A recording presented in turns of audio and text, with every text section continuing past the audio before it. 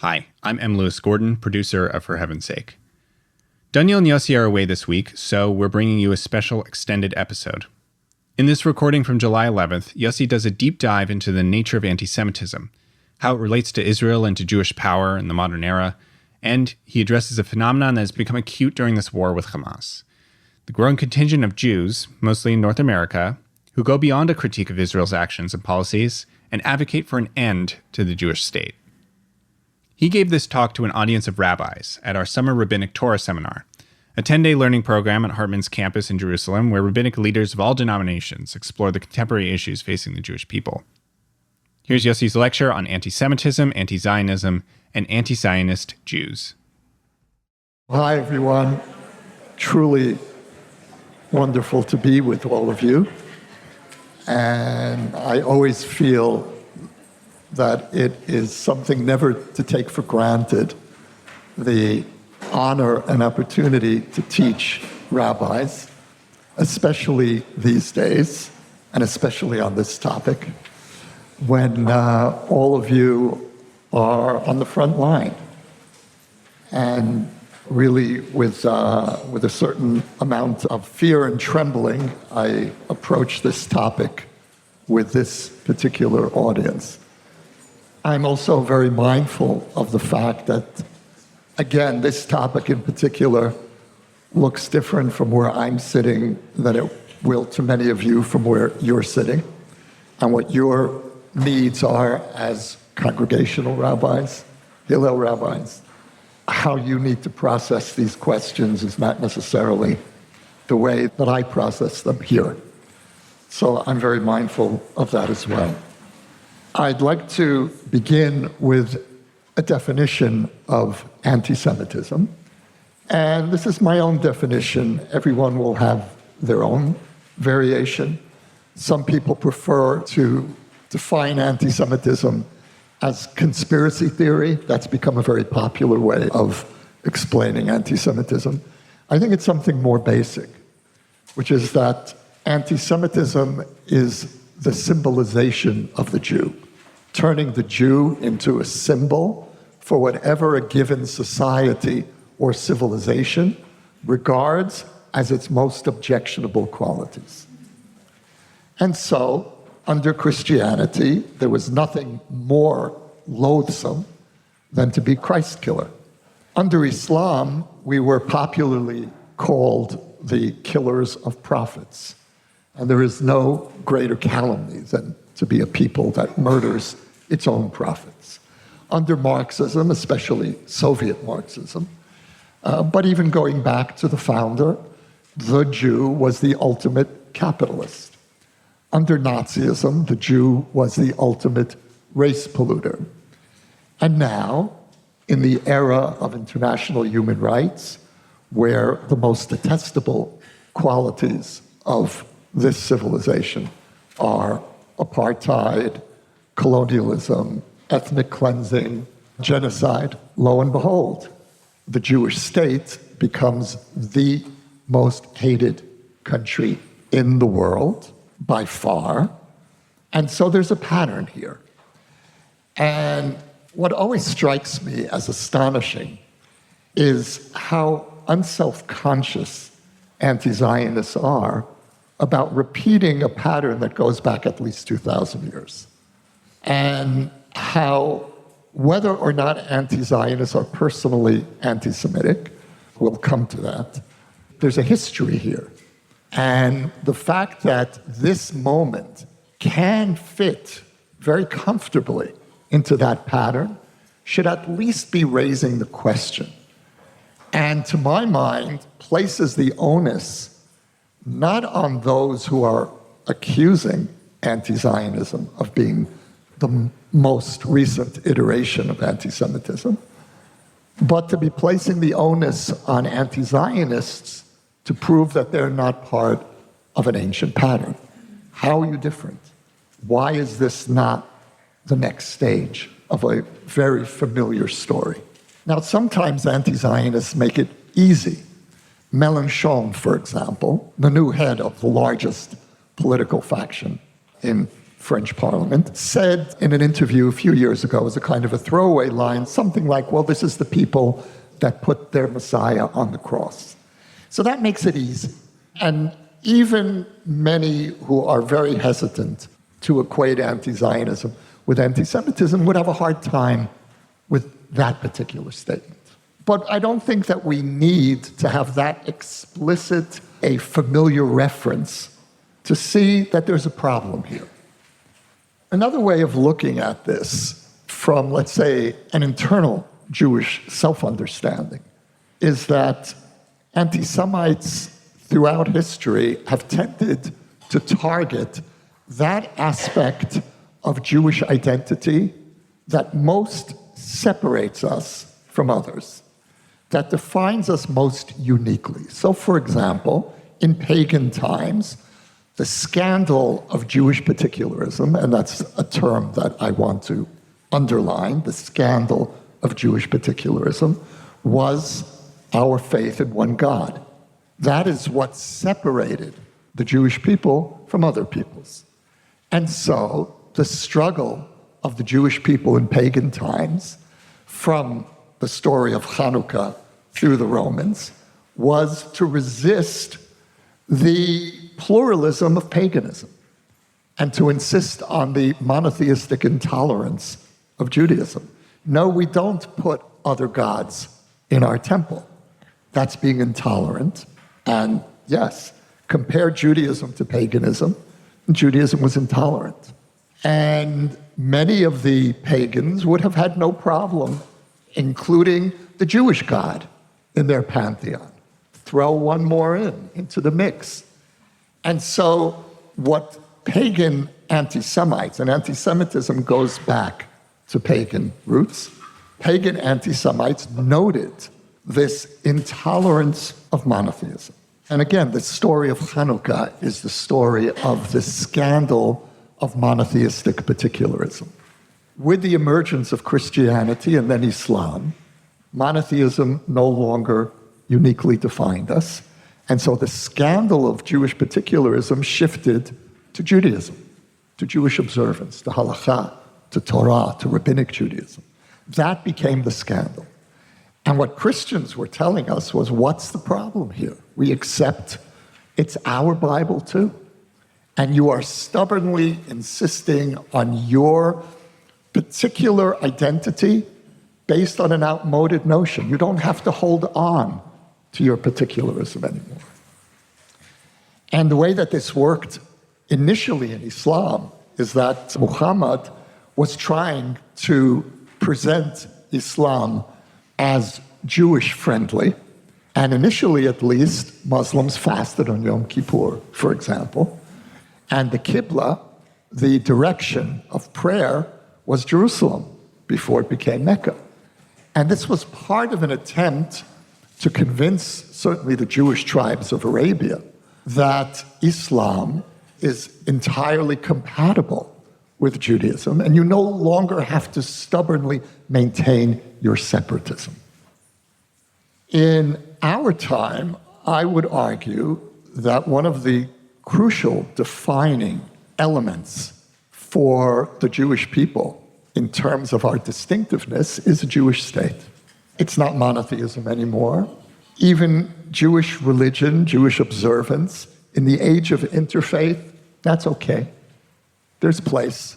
What makes the Jewish state so complicated is that there's an irony here, which is that Zionism envisioned a Jewish state as being distinct in the way that every other state is distinct, which is to say, we would have our own particular cultural national identity, but we wouldn't really be that distinct. And the very fact that we would have a state, a nation like all others, the way that Zionism described it, meant that Zionism was sitting on the fault line between separate identity and blurring the separate identity. So the fact that the Jewish state today is the main target of animus toward Jewish distinctiveness tells us how the Jewish state is perceived, certainly outside of classical Zionism.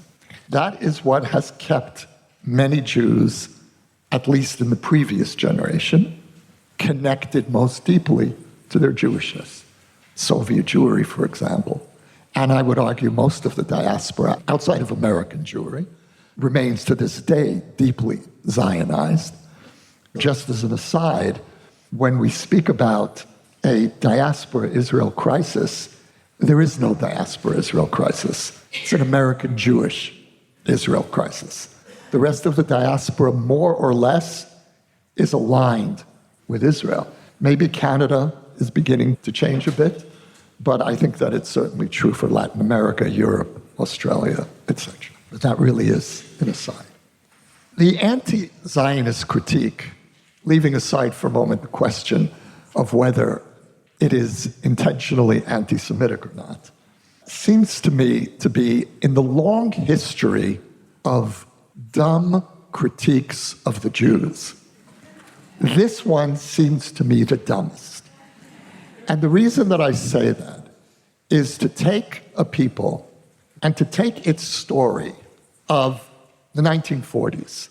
This is a people at its most desperate and broken. The outcasts, the untouchables of Europe, trying to have one last attempt to have a good story, and turning that into the symbol of white Western colonialism strikes me as particularly tone deaf, to say nothing of the fact that this country is half Mizrahi, just even leaving that out. And I would say the same is true for turning American Jews into the symbol of white privilege. That this is a community which, in my lifetime, was struggling for its place in American society, and in the last two generations actually turned out to be the poster child of the American success story. And to turn that story into everything that's wrong with white America, again, strikes me as especially tone deaf within the classical American context. And so this notion of Israel, Zionism, American Jewish privilege as somehow representing the sins of the West and especially Europe, it's, this is in a way Europe's parting gift to the Jewish people is to stick us with the bill for Europe's crimes. I couldn't resist that line. Anti-Zionism, and I'm still on making the case for why this is a variation of anti-Semitism. Anti-Zionism is the latest variation of what was once called Christian supersessionism, which post-Holocaust, post-Vatican II, as we all know, has largely gone out of favor, certainly in the Catholic Church, parts of the Protestant world as well. And the basic idea of supersessionism is that the Jews no longer deserve their own story. We not only forfeited our land because of our sins, we even forfeited our story. It's not our Bible anymore. It's not our history. And that Christians become retroactively Israel. You read Christianity into what they used to call, many still do, the Old Testament. And, umipnei chataenu galinu me'atzenu, because of our sins we were exiled from our land. Umipnei chataenu galinu misipurenu. Because of our sins we were exiled from our story. We no longer deserved our story. It was given to us, and then it was taken away because we didn't deserve it anymore. Now, the rabbis agreed, at least they agreed about the exile, but they saw that as only a temporary judgment. For classical Christianity, this was a permanent, irrevocable judgment. We no longer deserve our story. If you look at how our contemporary story is playing out, in secular terms, we are experiencing a progressive version of supersessionism. We do not deserve the story of this land. We are not part of this land. That is the message. From the river to the sea, the Jews do not belong in this history. And now, post-October 7th, we no longer belong in the story of the Holocaust either. We have forfeited that story. We're no longer worthy of carrying that story because we, if anything, we've abused that story. We hide behind that story to perpetuate another Holocaust. And that brings me to the next version of classical Christian anti-Judaism, which is the notion of the Jew as Pharisee. Now, in Jewish terminology, of course, Pharisee is good. The rabbis were Pharisees. In classical Christian terminology, Pharisees were hypocrites. And there is no greater hypocrite state in the world than Israel. We claim to be victims. October 7th, we're the big victims, and look what we've done to Gaza. We hide behind the Holocaust again. We're the victims of the Holocaust, and we use that or misuse that to try to deflect criticism and pretend to be victims. And so Israel, and I sense this in much of the critique that I follow on social media, there is this sense of you hypocrites. Now, what's related to this idea of supersessionism is that Jews in the past were good. The Jews who were once were the good Jews. The biblical Jews were the good Jews for Christianity. The contemporary Jews are always those who betrayed the good Jews. And the Jews in the Holocaust, of course, they were the good Jews. They were the victims. And we betrayed them by turning into victimizers. And so, again, there's a pattern here that is uncomfortably familiar. The presence of Jews in the anti-Zionist ranks, and I'll have more to say about this later, is no particularly compelling proof that anti-Zionism is not anti-Semitism, because that too fits an old pattern. And that's the pattern of the good Jew. And what we're seeing with the emergence of anti-Zionism is the return of the good Jew. Now, Nazism was a deviation in the history of anti-Semitism. It was a deviation because it was total. There was no exit from the death sentence. Just being born a Jew precluded the possibility. There was no such thing as a good Jew. And so anti-Zionism has really corrected the deviance, the Nazi deviance in the history of anti-Semitism. And anti-Semitism now, one can make the argument, is back on track to what I would call the anti-Semitism of love. The anti-Semitism of love is that the Jew is the great enemy of the good. Now, Nazism really didn't care about the good. When you put a skull and crossbones as one of your symbols, you're not speaking for the good. But in the history of anti-Semitism, anti-Semites always believed that they were advocating for the good of humanity. And again, the scandal of Jewish particularism is that it was a bone in the throat of universalism and of the universal good. If it wasn't for the Jew, the world would be a much better place. And so the return of the good Jew, again, fits a very uncomfortable historical pattern. There are two models in modern Jewish history, modern meaning, let's say, mid-20th century till more or less today, two different models of how anti-Zionism and anti-Semitism strengthened each other, were entwined. The first was the Soviet Union. In the Soviet Union, where the anti-Zionism that we know today was actually born as an ideology.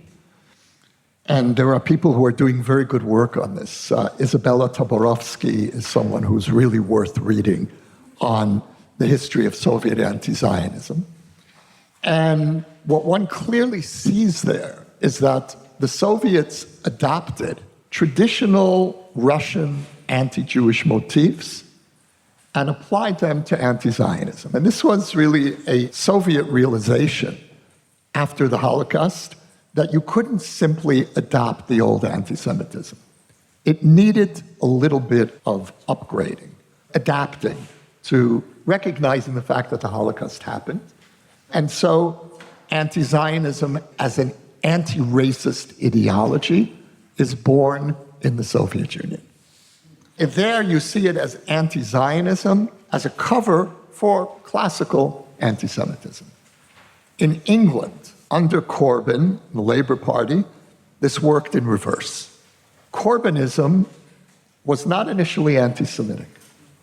It brought in a strong, I would say, obsessive anti-Zionism, and under the cover of anti-Zionism, old anti-Semitic tropes began making their appearance. For example, this was one of the indictments against Corbyn, was that WhatsApp groups to which he belonged suddenly began to be filled with accusations about the Rothschilds and other familiar tropes, which had not been part of anti-Zionism generally in England, and I think in much of the West either.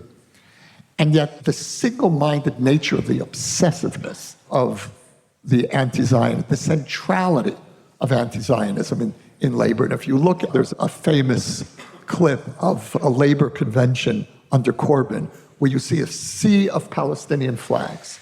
This is a British labor convention. Just about the only flag you see is the Palestinian flag. So this obsession with the crimes of the Jewish state became fertile ground for opening the way for classical anti-Semitic motifs. Now let's turn to the complications of a total identification of anti-Semitism with anti-Zionism. Personally, I would like to stop here. But this is Hartman. We do both sides. So I'm making an effort. This is one for the team. And there are compelling arguments to be made for nuance and against a blanket assertion that anti-Zionism is always anti-Semitism. So the first and most obvious example is Jewish anti-Zionism. But it's certainly plausible that some Jewish anti-Zionists are self-hating Jews, but I don't think that's really what we're looking at today. I think this notion of calling them un-Jews, which Sharansky and Giltroy labeled a couple of years ago in a tablet article, I think that's missing the point of what we're facing, and all of you know this better than I do, that in many cases we're dealing with very committed young Jews, which deepens the problem. And what they're saying to people like me is, you are the ones who are betraying Judaism. We are upholding the Jewish moral tradition. You have turned Judaism into a nationalist cult. I have an argument there, but it isn't over whether you're an anti-Semite or not. And to pull that card is not only counterproductive, but inaccurate. So that's one argument. The second argument, the second exception, big exception, are Palestinians. Palestinians are the principal victim of my return home. Now, without going into the question of who's responsible primarily for their victimhood, whether that was our intention in coming home or not, I don't believe that it was. Nevertheless, that was the outcome. And so I certainly can't fault Palestinians for wishing we never came back and for regarding Zionism as the great curse for their lives, personally and collectively. Now, there certainly is a strong stream of anti-Semitism in the Palestinian national movement, in Palestinian discourse, but I can't attribute Palestinian anti-Zionism to anti-Semitism. Those are the obvious exceptions, but I think there's a deeper issue that we need to face, and that is the question of anti-Semitism in the age of Jewish power. Anti-Semitism in the age of Jewish power. We have agency now. In the past, when Jews were accused of ritually murdering Christian children, of being Christ killers, we all knew that was ludicrous. Today, there are dead Palestinian children whom we've killed. The other side doesn't have to invent dead children. That's there. Now again, without going into it because it's not our topic, one can certainly make the argument, and I've spent the last 9 months making precisely this argument, that while this is Israel's most brutal war, ugliest war, it is also one of our most necessary and unavoidable. And whether everything that we've done in this war is justifiable or not, the war itself, to my mind, is completely justifiable. But leaving that aside, we are not innocent. Power means that you have forfeited your innocence. The longing, and forgive me for using that word in this context, but I sense among many Jews, not only diaspora Jews, but what's surprising to me, also many Israelis, a longing for innocence, for victimhood, especially after October 7th. On October 7th, we were victims, but not on October 8th.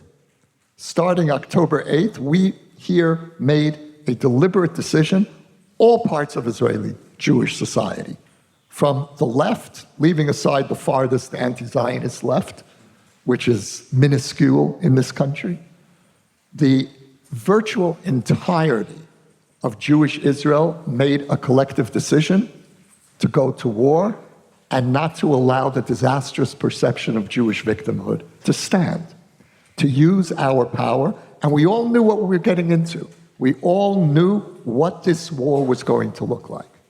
Because many of us know Gaza. Many of us have been there, or our kids have fought in previous wars. We went in with eyes wide open. One of the responsibilities of power is that you have to give up the identity of victim. You can't have it both ways. In 1945, the Jewish people made a decision, and this was almost the entirety of the Jewish people at that time, to go for power. We decided that powerlessness had become untenable, literally untenable for Jews. And I regard that decision as one of the greatest moments in Jewish history, to have gone from the lowest point in our history to one of the peak moments in our history. And we are all living the flourishing Jewish lives and communal lives that we enjoy because the generation after the Shoah made the decision to go for power. Soft power in America, hard power here. And now we have to own the consequences. Especially now in this war, we have to ask ourselves the question, were the Jews in 1945 right to go for power or not? George Steiner made what I consider to be the most interesting and compelling argument against Zionism. And he said it in an interview with The Forward shortly before he died. And what he said was, Israel has no choice but to be brutal. He said, you are living in the Middle East, you are surrounded by enemies who want to destroy you, you have no choice. The question that I raised, George Steiner, is, was it worth it? Should we have gone for power? Now, that's a very powerful argument. I think it's a little late. We already made that decision, and we have to live with the consequences, and only maybe a philosopher at Oxford can allow himself to ask that question. I can't. Nevertheless, in a way, he was defining the central question of this moment. Was it worth it? This is what one consequence of power looks. There are many other consequences. There's the ability to make sure that October 7th doesn't happen again. But one of the consequences is the ruins of Gaza. And so, was it worth it or not? Now, that means that this is the moment where we have to own the full implications of power. That wonderful moment in the Kuzari when the king asks, the rabbi says to the king, we're the best religion because we're the most moral religion. We don't kill anybody. And of course, the king says, you can talk, What'll happen once you have an army? Come back to me and let me know. So this is the Kuzari moment. What happens when we have an army? And not only what happens when we have an army, but what happens when you have an army with October 7th? What happens when you've already gone through 2,000 years of Jewish history, you finally come home, and it doesn't end? The war against Jewish legitimacy and Jewish existence continues. Those are the conditions in which we reclaimed power. Those are the conditions in which the morality of Jewish power are being tested, and I would argue that that is one of the ultimate tests that any people could confront. But to get back to this question of victimhood, there's a longing for a simpler time when we were really innocent. And after October 7th, how could we not want to be totally innocent? How could we not be innocent? And there's something in us that can't quite figure out how to say, you know what, maybe I'm 70% right. And I have to live with that. 70% right is for a country under the circumstances we're facing. I'm not happy about the 30%. I can live with it. Or whatever your percentage is, however you play that out.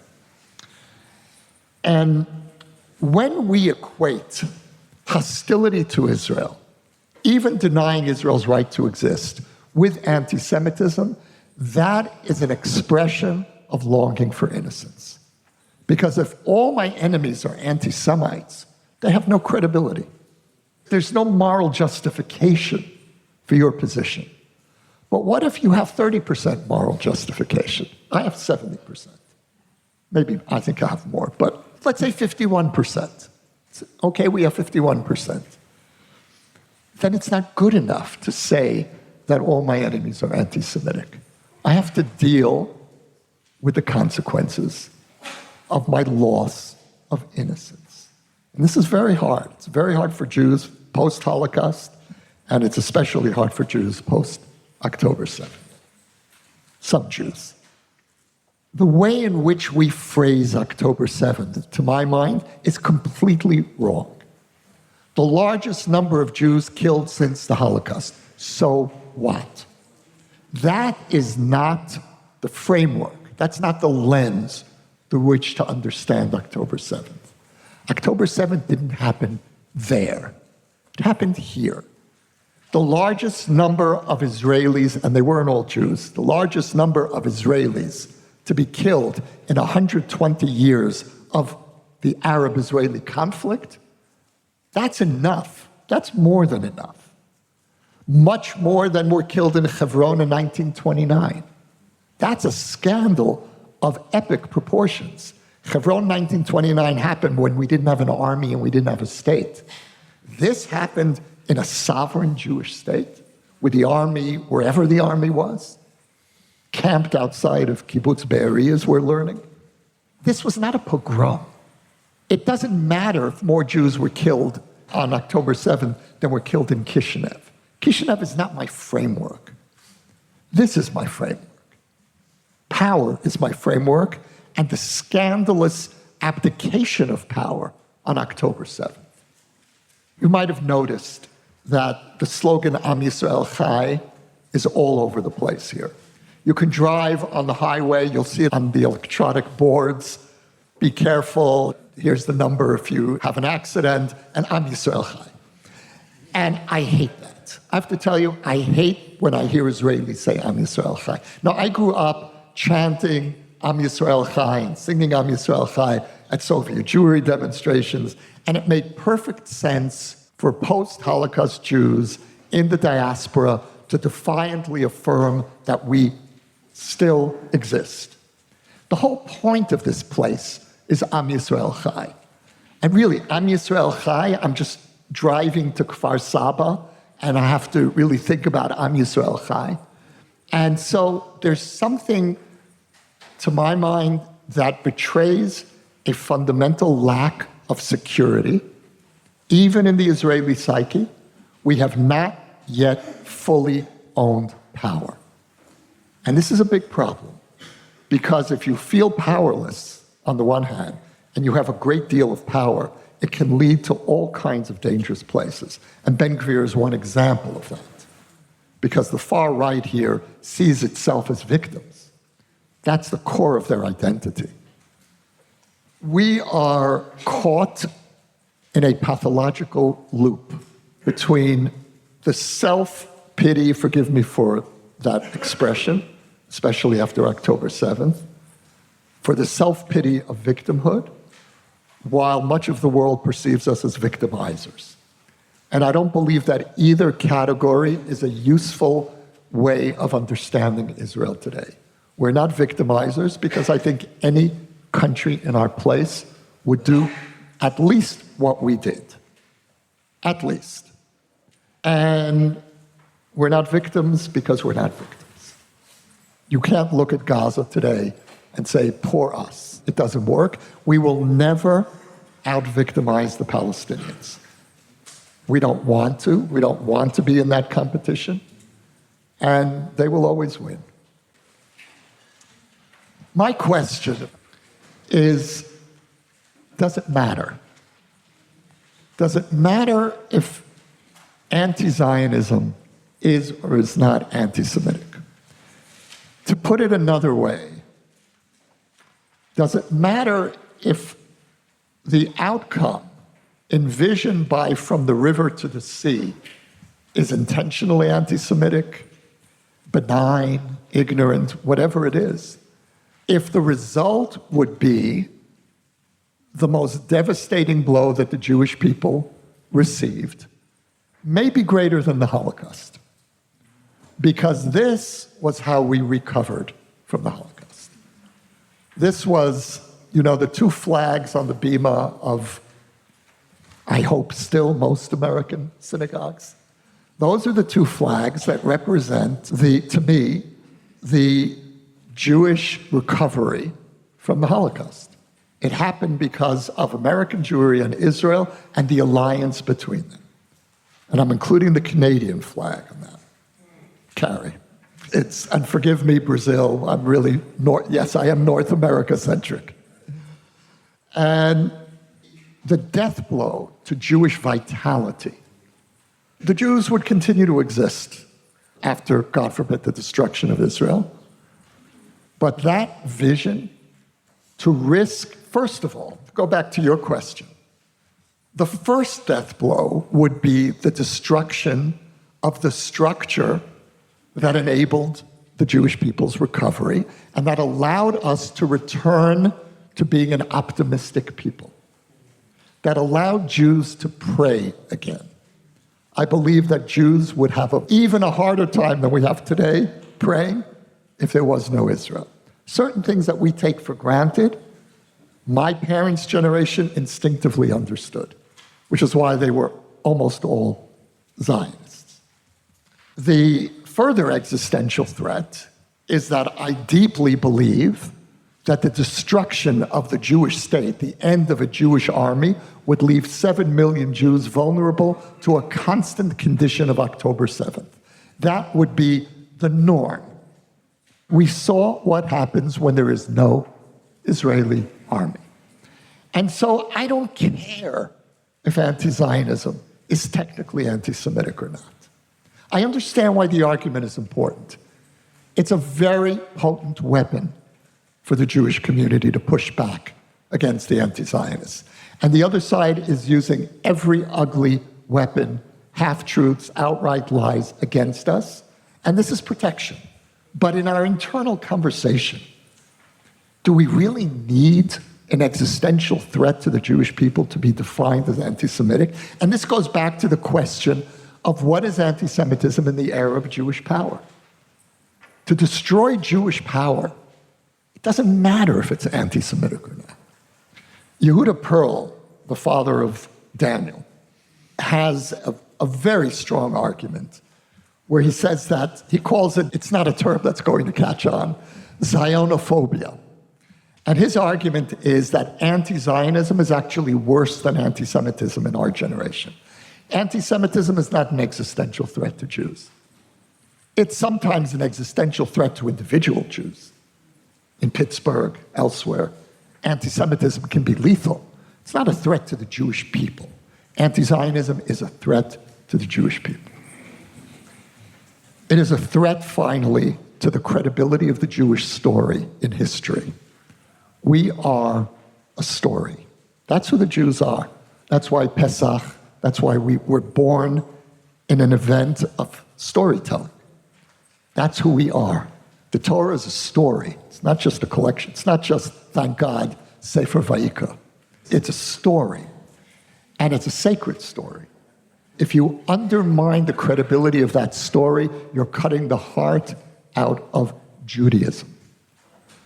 And the heart of the Jewish story is of a people struggling with God and moving through history. That's the heart of Judaism. That's my understanding.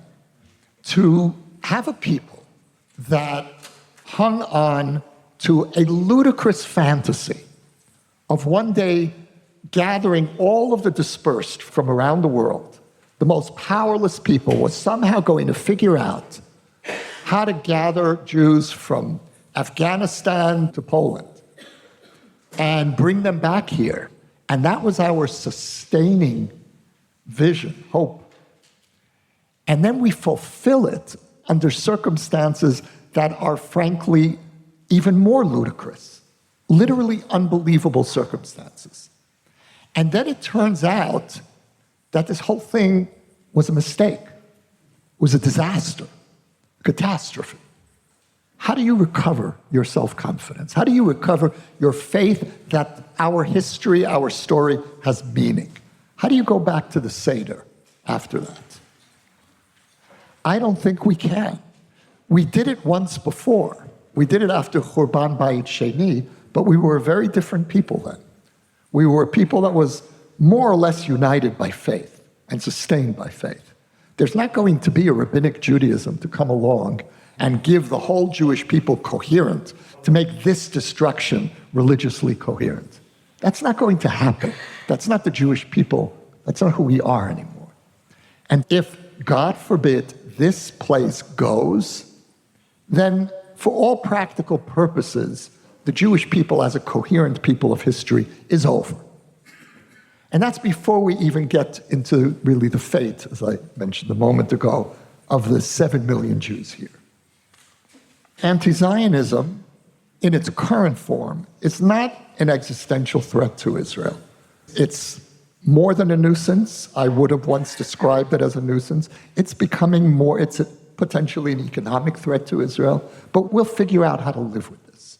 We have lived with boycotts before, going back to the founding of the state, but I see this as a very great threat to the diaspora. And here again, does it matter if the slogan "globalize the Intifada" is anti-Semitic or not? What they're saying is violence against any groups, any targets in the diaspora that are in any way connected to Israel, whether it's a synagogue having an Israeli real estate sale, whatever it is. But there's an even deeper threat, and that's psychological. And that is that progressive anti-Semitism, anti-Zionism, has reintroduced the conditionality of American acceptance of the Jews. And I'll unpack that. When I was growing up in the 1960s America, I remember my parents and their friends, if they would say the word Jew in public, they would lower their voices. Didn't matter what the context was. I used to call it the American Jewish whisper. And the American Jewish whisper gradually disappeared. One of the great achievements of American Jewry in the 70s, 80s, and on was the gradual disappearance of the whisper. And that was achieved because America began to rescind its conditional acceptance of the Jews. Conditional acceptance in America meant, you're safe here. You have a place here. But it would be good if you weren't so Jewish. Maybe change your name, don't talk with your hands. And look, America made that same pact with all the immigrant groups. Everyone had to tone down, maybe the Jews a little more. And certainly the Jews accepted that as the best deal we were offered in 2,000 years. And the end of conditionality was an extraordinary moment. When we talk about the end of the golden age of American Jewry, we're talking about the return of conditionality. Because what anti-Zionism is saying to the Jews is, again, we have no problem with Jews. You can wear a kippah and a keffiyeh at our tent camps. We'll accept you on condition that you give this up. Once you insert the idea that there's something in Jewishness that's a problem, that needs fixing, the message that you're conveying to young Jews is profound insecurity. A community that is insecure is not a community that's going to be creative and vital. The American Jewish renewal that really began in the 60s and 70s began in a community that was learning to be confident. Confident Jews, confident Americans. That's what anti-Zionism is taking away from you. And that's a greater threat, it seems to me, to your kids than to my kids. A defensive community is not a creative community. Look at American Jewry before the 1970s. The community that I grew up in was very defensive, very insecure. One of the things that struck me about the Pew poll in 2016, I believe, was that 90+% of American Jews said they're proud to be Jewish. If you had asked Jews of my generation, you would not have gotten 90%. And that sense of pride, it's okay to be Jewish. It's more than okay. Jews are the most beloved minority in America, the most admired. This is what's now at risk for your community. And finally, 8 minutes left to unpack Jewish anti-Zionism. What troubles me about Jewish anti-Zionists is the following. First of all, they are enabling the return of conditionality. They are the cover for the return of conditionality. They're saying, yeah, that's a good deal. That's a reasonable trade-off that Jews should make. We should give up this racist ideology, and then we'll be fully accepted in our environment. Another profound sin of Jewish anti-Zionism is dumbing down the discourse of the American Jewish community. Dumbing down the discourse. The Jewish anti-Zionists are proposing as a legitimate topic for discourse the disappearance of the Jewish state. Now, I can tell you with be'emunah shlema that Israelis are not going to dismantle the Jewish state. We are not going to do that in the Middle East. And it's not going to happen. And so what the Jewish anti-Zionists are doing is inserting a ludicrous theoretical argument and depriving the American Jewish community of arguing about what we really need to argue about, which is the nature of the Jewish state. First of all, they're excluding themselves from that essential conversation. The job of our generation, I said this the other night after the podcast when we were having our conversation, is twofold: defending the Jewish story and defending democratic, pluralistic Israel, enhancing democratic Israel. The moment you exclude yourself from the Jewish state, you're not part of that conversation anymore. No one cares. I'm not interested. You're not part of my conversation. And you may be sweet Jews, really. And I know anti-Zionist Jews, and I have friends, and yes, all of the rest of it. I can't say some of my best friends, but one of my former best friends. And so you're doing two things. You're depriving the Jewish people of your moral passion because you've made yourself irrelevant to our conversation. And you are creating a discourse that's sucking up more and more oxygen and diverting Jews from the substantive conversation about the future of Israel the future of the American Jewish-Israeli relationship. There will be no relationship between Israel and anti-Zionist Jews. None. That is a relationship that will not happen. But if we're talking about a relationship between the two centers of Jewish life, then let's have a serious conversation. Anti-Zionism is not a serious conversation. And so one of my biggest complaints is that it is a dumb conversation. And we need smart conversations. I'll open it up afterwards. The biggest threat that we face, I said this the other night, I really want to emphasize it, that we face as a people, and certainly the future of the American Jewish-Israeli relationship, is the rise of fascism in Israel and anti-Zionism in American Jewry. There is no possible commonality. If, God forbid, Israel goes fascist, we have no moral credibility with American Jews, with the diaspora. We have cut ourselves off from thousands of years of Jewish ethical seriousness. If, God forbid, more and more American Jews turn anti-Zionist, then I, as an Israeli, have no conversation with a community that doesn't care if I live or die. Because the only way I know that I will live in the Middle East is if I have a Jewish army.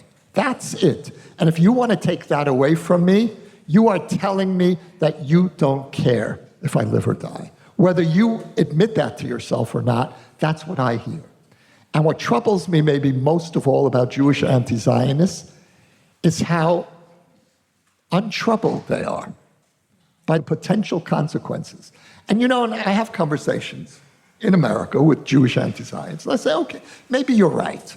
Maybe this is all going, maybe there'll be a UN peacekeeping force here that's going to protect Israeli Jews. Have you heard the sarcasm? Yes. But okay, maybe you're right. But what if you're wrong? Does that thought give you any sleeplessness? Does it make you wonder, maybe I shouldn't be so strident about my position? Maybe I really am going to endanger the lives of 7 million Jews, and that has real consequences in the real world? If you tell me Jewish anti-Zionism, what am I supposed to talk about? Whether I have the right to live or not? Where's our shared story? Where's our shared future? What's the agenda? Doesn't exist for me. There are two groups in the Jewish people that crave innocence, that need an identity of victimhood. The first I mentioned earlier is the far right, and the second is the far left, the Jewish far left. And each of them for very different reasons, and it plays out differently. The far right needs the identity of victimhood in order to be freed of moral constraints on the use of power. Because if I'm a victim, you can't blame me for doing anything that I need to do in my defense. And democratic norms and restrictions are an impediment to a victim being able to defend myself. And of course, the way that plays out on the Jewish far left is exactly the opposite. It's to be freed from the moral burden of power. But these are the two groups that come together and affirm an identity. The Jew must be the victim. That is the essence of our identity. I will end really one last point. What to do with Jewish anti-Zionists? Now, my red lines of who's in the tent and who isn't, I have a very simple red line. In the American Jewish community, any group that felt the need to be in Washington on November, whenever it was, is part of the tent. And that includes groups that I'm in deep, profound disagreement with. It doesn't matter.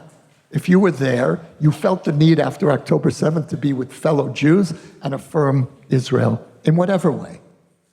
I have to live with you. You're in my tent. Somebody pointed out to me that Neturei Karta was there too, but never mind. And those who are not in the tent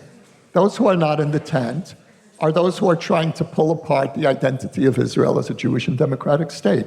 Either the Jewish state is not legitimate or the democratic state is not legitimate. Those are my red lines. And I believe we need to make a clear distinction between anti-Zionists who are leaders, who have turned their professional lives into undermining the legitimacy of Israel, and rank and file, young people who join JVP. You can't quarantine them. As it has been pointed out to be many times, they are our children or our children's friends. And that's right. We don't quarantine our kids, no matter what. The leaders, absolutely, from my point of view, absolutely not. And the organizations, it goes without saying. There's one more distinction that I'll make, and that's between Satmar and Neturei Karta. They both are rooted in the same theological principles, identical theological principles. They use the same religious texts, the same arguments against why Israel not only shouldn't exist, but is an abomination and satanic. You have that language from the Satmar Rebbe in his books. Israel is satanic. It is Satan's final temptation of the Jews before the Mashiach to give up Torah. What does Neturei Karta do with that? They take that literally seriously. In fact, I just saw a clip, literally the other day, of a Neturei Karta leader leading a march in New York, chanting, "Zionism is Satanism." That's Neturei Karta. They will form an alliance with Iran. They will go to a Holocaust denial conference in Tehran. If Israel is satanic, you have to fight with any means necessary. Satmar will never do that. Satmar, for me, is obnoxious and unpleasant, but I would daven in a Satmar minyan, and I would not daven in a Neturei Karta minyan, just as I wouldn't daven in a JVP minyan, if there is such a thing. I wouldn't go. Anti-Zionism does not exclude you from the Jewish community. What excludes you is joining with the enemies of Israel to undermine the legitimacy of our story. There you're already taking a step out. And again, the further qualification I would emphasize is even among those who do that, it's the leaders who are beyond the pale and not the rank and file. Let me end here. Thank you, Dan.